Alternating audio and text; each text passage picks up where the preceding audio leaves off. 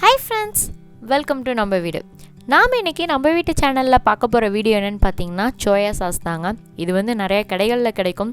So இன்றைக்கி நான் ரொம்ப சிம்பிளான இன்க்ரீடியண்ட்டை வச்சு வீட்லேயே நம்ம இதை ட்ரை பண்ணலான்னு சொல்லி ட்ரை பண்ணியிருக்கேன். உங்கள் கூட ஷேர் பண்ணிக்கவும் வந்திருக்கேன். ஸோ வாங்க நம்ம வீடியோக்குள்ளே போய் தெரிஞ்சுக்கலாம். நான் இப்போது ஒரு பாத்திரம் வச்சுருக்கேங்க. இதில் சுகர் நான் ஆட் பண்ணுறேங்க. ஒரு 3 டேபிள் ஸ்பூன் அளவுக்கு சுகர் நான் இதில் ஆட் பண்ணுறேன். மெயின் இன்க்ரீடியண்ட்டே இதில் சுகர் தாங்க. ஸோ சுகர் நான் 3 டேபிள் ஸ்பூன் அளவுக்கு எடுத்திருக்கேன். ஆட் பண்ணிவிட்டு இப்போ என்ன பண்ணால் போட்டதுலேருந்து இந்த இதை கிளறிட்டே தாங்க இருக்கணும். சுகரை அடுப்பை ரொம்ப லோ ஃப்ளேமில் வச்சுக்கணும். ஹை ஃப்ளேமில் வைக்கவே கூடாது. ஹை ஃப்ளேமில் வச்சிங்கன்னா ரொம்ப அடி பிடிச்சிக்கும். ஸோ லோ ஃப்ளேமில் வச்சுட்டு நம்ம அடுப்பில் எப்போ பாத்திரம் வைக்கிறோமோ அதில் இருந்து முடிக்கிற வரைக்கும் இதை கிளறிட்டே தாங்க இருக்கணும். இப்போ பாருங்கள், நான் கிளறிட்டே இருக்கேன். ஃபஸ்ட்டு சுகர் எப்படி ஆட் பண்ணோன்னு பார்த்தீங்களா? இப்போ அடுத்த ஸ்டேஜ் அது மெல்ட் ஆகுது. பார்க்கும்போது உங்களுக்கே நல்லாவே தெரியும். அப்படியே எல்லா பாத்திரத்தில் அது அப்படியே லைட்டாக ஒட்டுங்க. நாம் அதை எடுத்து விட்டு தான் கிளறணும். இப்போ இதுக்கு அடுத்த ஸ்டேஜ் லைட்டாக மெரூன் கலர் வருது பாருங்கள். லைட்டாக மெரூன் கலரும் வந்திருக்கு. இப்போ பாருங்கள், அந்த பாத்திரத்து ஓரத்தில் இது எல்லா இடத்துலையும் இது அப்படியே ஒட்டிக்கும். அதை நம்ம எடுத்து விட்டு தாங்க கிளறி ஆகணும். இப்போ பாருங்கள், இதுக்கு அடுத்த ஸ்டேஜ் வரும். நான் அதை காட்டுறேன் பாருங்கள். இது ஃபுல்லாக நம்ம கொஞ்சம் கூட இதை இது கிளறாமல் விட்டுட்டிங்கன்னா அடி பிடிச்சிக்கும். இப்போ பாருங்கள், இதுக்கு அடுத்த ஸ்டேஜ் ரொம்ப கருப்பு கலரில் இருக்குது. அடுத்த ஸ்டேஜ் இந்த ஸ்டேஜ் தாங்க. இதுலேருந்து இன்னும் கொஞ்சம் கெட்டிப்பதம் வரும். அந்த கெட்டிப்பதம் வரும்போது நம்ம இது கூட வாட்டர் ஆட் பண்ணிக்கலாங்க. இப்போ பாருங்கள், இன்னும் லைட்டாக வரணும். ஆனால் விட்டுறக்கூடாது. நல்லா கிளறிட்டே தான் இருக்கணும். புகை வரதுனால தெரியுது, புகை வருது. பட் கலர் உங்களுக்கு நல்லாவே தெரியும்னு நினைக்கிறேன். பாருங்கள், கலர் நல்லாவே தெரியுது. இன்னும் ஒரு 2 மினிட்ஸுங்க. இது அப்படியே நல்லா இப்போ கெட்டிப்பதம் வருது. அந்த கெட்டிப்பதம் வரும்போது நம்ம இது பண்ணிடணும். கிளறாமல் இது விட்டுட்டிங்கன்னா அப்படியே பாத்திரம் அடி பிடிச்சிக்கும். அப்புறம் ஒன்றுமே பண்ண முடியாதுங்க. ஸோ சோயா சாஸ் நம்மளுக்கு கிடைக்காம போயிடும். இப்போ பாருங்கள், இந்த ஸ்டேஜுக்கு வந்துடுச்சு. இப்போ நான் இது ஒரு 3/4 டம்ளர் அளவுக்கு வாட்டர் இதில் ஆட் பண்ணுறேங்க. தண்ணி நம்ம இதில் ஆட் பண்ணும் போது என்ன ஆகும்னா அடியில் அடி பிடிக்கிற அந்த கெட்டியெல்லாம் இதாக தான் இருக்கும். இருக்கிற மாதிரி கட்டியாக இருக்கிற மாதிரி இருக்கும்.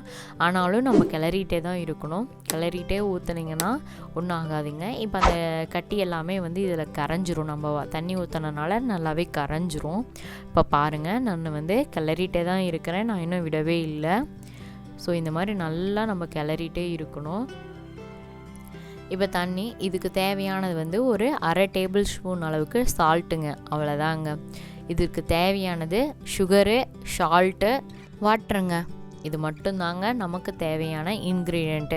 இதில் வினிகர் நம்ம ஆட் பண்ணிக்கலாங்க. வினிகர் ஆட் பண்ணியிருந்தீங்கன்னா எந்த வினிகர் வேணாலும் உங்களுக்கு எது மார்க்கெட்டில் ஈஸியாக கிடைக்குதோ அந்த வினிகரை நீங்கள் யூஸ் பண்ணிக்கலாம். நான் இது கடைசியாக கப்பில் எடுத்து ஊற்றுனதுக்கப்புறமா நான் அந்த வினிகர் ஆட் பண்ணிக்க போகிறேன். இப்போ வினிகர் ஆட் பண்ணிங்க அப்படின்னா கடையில் கிடைக்கிற அந்த சோயா சாஸோட டேஸ்ட் நமக்கு கிடைக்கும். இதை எடுத்து நீங்கள் 1 மந்த் வரைக்கும் நீங்கள் ஃப்ரிட்ஜில் வச்சு நீங்கள் யூஸ் பண்ணலாங்க. எதுவும் ஆகாது. 1 மந்த் வரைக்கும் நீங்கள் யூஸ் பண்ணலாம். நான் இன்றைக்கி கம்மியான அளவில் தான் உங்களுக்கு செஞ்சு காட்டியிருக்கேன். ஒரு 3 டேபிள் ஸ்பூன் அளவுக்கு தான் சுகரு. அதுக்கு தேவையான அளவுக்கு தாங்க நான் செஞ்சு காட்டியிருக்கேன். எனக்கு இது கொஞ்சம் சீக்கிரம் காலி ஆயிரும். ஸோ அதனால் நான் சீக்கிரமாக செய்யறனால நான் அப்பப்போ ரெடி பண்ணிக்கிறனால இப்படி உங்களுக்கு செஞ்சு காட்டியிருக்கேன். கம்மியான அளவில் தான் செஞ்சு காட்டியிருக்கேங்க. இப்போ பாருங்கள், நல்லா தண்ணி ஊற்றுறதுனால நல்லா கொதிக்குதுங்க. இது என்ன ஆனால் தண்ணி ஊற்றணும் இல்லைங்களா, அதுலேருந்து இன்னும் கொஞ்சம் கெட்டிப்பதம் வரும். அந்த கெட்டிப்பதம் வந்துச்சுன்னா நம்மளுடைய சோயா சாஸ் ரெடி ஆயிருங்க. அவ்வளோதாங்க. உப்பு ஒரு 1/4 டேபிள் ஸ்பூன் 1/2 டேபிள் ஸ்பூன் போட்டிங்கனாவே போதும். உப்பு அதிகம் தேவை கிடையாதுங்க. அவ்வளோதாங்க. இப்போ பாருங்கள், நல்லாவே கொதிக்குது. பார்க்கும் போது உங்களுக்கே தெரியும் நல்லா கொதிக்குது. இதுலேருந்து இன்னும் கொஞ்சம் கெட்டிப்பதம் வந்துச்சு அப்படின்னா நம்மளுடைய சோயா சாஸ் ரெடி ஆயிருங்க. அவ்வளோதாங்க. ரொம்ப சிம்பிள் இன்க்ரீடியண்ட்டு. ரொம்ப நேரம்லாம் இல்லை. சீக்கிரமாக நம்ம இதை செஞ்சிடலாங்க. இனிமேல் நம்ம வீட்டு சேனலில் சமையல் மற்றும் வீட்டு குறிப்புகள் பற்றி தொடர்ந்து பல வீடியோக்களை பார்க்க இருக்க போகிறாங்க. நீங்கள் இப்போ தான் புதுசாக இந்த சேனலை பார்க்குறீங்க அப்படின்னா மறக்காமல் நம்ம வீட்டு சேனலை சப்ஸ்கிரைப் பண்ணிக்கோங்க. கூடவே வர பெல் ஐக்கானையும் ப்ரெஸ் பண்ணிக்கோங்க. அப்போ தான் நாங்கள் போடுற வீடியோ உடனுக்குடன் உங்களுக்கு கிடைக்கும். ஸோ தவறாமல் சேனலை சப்ஸ்கிரைப் பண்ணிவிடுங்க, மறந்துடாதீங்க. இப்போ பாருங்கள், நம்மளுடைய சோயா சாஸ் ரெடியாகிற சிச்சுவேஷனுக்கு வந்துருச்சுங்க. இப்போ ரெடியாக போகுது. இப்போ பாருங்கள், நம்ம வாட்டர் ஊற்றுனதுலேருந்து இப்போ அடுத்த ஸ்டேஜ் வந்து அந்த கெட்டிப்பதம் வந்து வருது பாருங்கள். நல்லாவே நமக்கு சோயா சாஸ் வந்து ரெடியாக இருக்குதுங்க. இப்போ நான் இதை வந்துட்டு அடுப்பு ஆஃப் பண்ணிவிட்டு இதை வந்து ஹீட் ஆறுனதுக்கப்புறமா ஒரு பாத்திரத்தில் வந்து நம்ம இது பண்ணிக்கலாம். இப்போ நான் வந்து அடுப்பை வந்து ஆஃப் பண்ணிட்டேங்க. ஸோ நம்மளுக்கு வந்து சோயா சாஸ் வந்து ரெடி ஆகிடுச்சிங்க. இப்போ இதை வந்து நான் இன்னொரு பாத்திரத்தில் வந்து மாற்றுறேங்க. இப்போ இதை நீங்கள் மாற்றிட்டு இதை வந்து 1 மந்த் வரைக்கும் நீங்கள் ஃப்ரிட்ஜில் வச்சு நீங்கள் இதை வந்து யூஸ் பண்ணலாங்க. ஸோ ரொம்ப ஈஸி, ரொம்ப சிம்பிளான ஒரு இன்க்ரீடியண்ட்டை வச்சு நம்ம இன்றைக்கி இதை வந்து ரெடி பண்ணியிருக்கோங்க. அவ்வளோதாங்க, நம்மளுடைய சோயா சாஸ் ரெடிங்க.